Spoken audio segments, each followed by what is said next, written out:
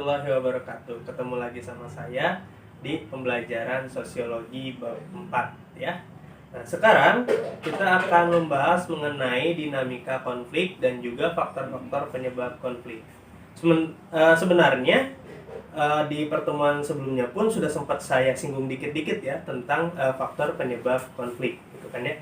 Nah, sekarang kalian masih ingat kan kemarin kita belajar mengenai pemetaan konflik gitu. Nah, sekarang kita belajar mengenai dinamika dalam konflik dulu ya.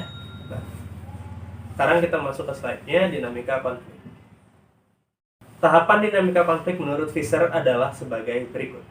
Yang pertama, prakonflik adalah adanya situasi ketidaksesuaian antara pihak satu dengan pihak yang lain. Jadi artinya ini sebelum konflik terjadi, pasti ada situasi ketidaksesuaian antara pihak yang akan berkonflik.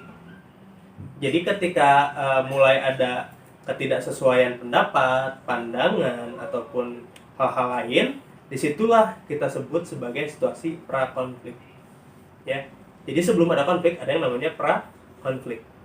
Lalu yang kedua, tahap berikutnya adalah konfrontasi. Adalah mulai terbukanya suatu konflik. Konfrontasi ini terjadi ketika salah satu pihak mulai menyerang pihak lain. Mulai menyerang pihak lain, mengemukakan misalnya pendapatnya kah, dengan menyerang si pihak lain yang tidak sependapat.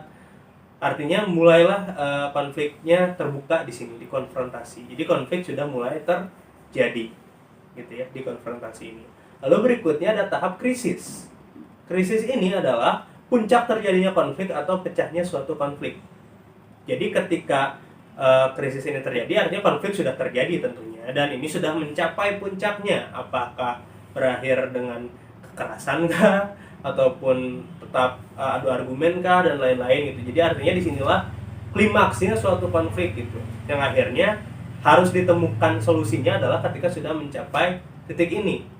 Apakah cara resolusi konfliknya harus ditemukan ketika sudah ada di tahap ini. Artinya ini sudah tahap yang gawat jika terus berlangsungkan konfliknya gitu ya. Lalu yang terakhir adalah pasca konflik. Adalah keadaan yang mengakhiri berbagai konflik. Jadi artinya di sini keadaan yang konfliknya itu sudah mencapai puncak dan sudah ditemukan solusinya gitu. Inilah pasca konflik. Jadi pasca konfliknya sudah berakhir gitu ya. Lanjut ke faktor-faktor penyebab konflik. Mungkin beberapa kali sudah saya singgung ya ini di pertemuan-pertemuan sebelumnya. Yang pertama, perbedaan antara individu-individu. Perbedaan pendirian, perasaan mungkin akan melahirkan bentrokan antara mereka, terutama perbedaan pendirian dan perasaan.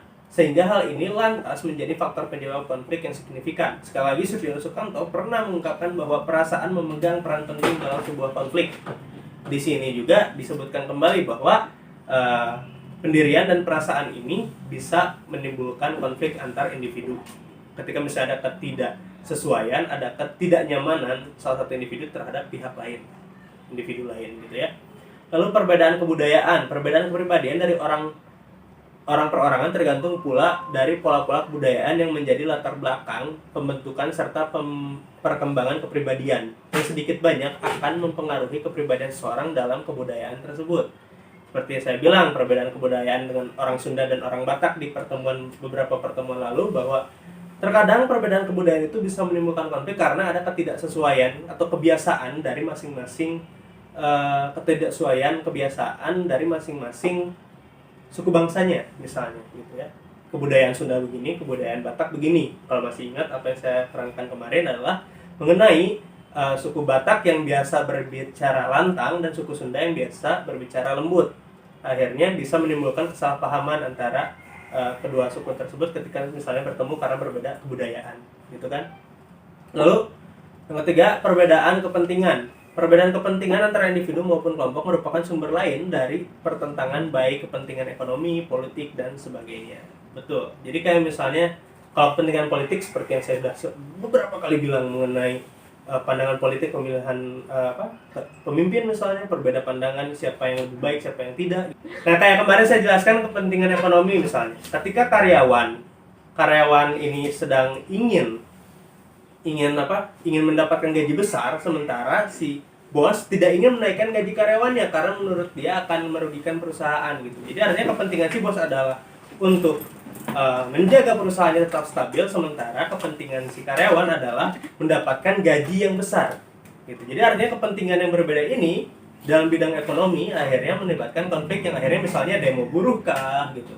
Akhirnya demo buruh itu berujung kerusuhan gitu kan. Itulah perbedaan kepentingan itu yang bisa menyebabkan konflik pecah gitu ya. Lalu yang terakhir ada perubahan sosial.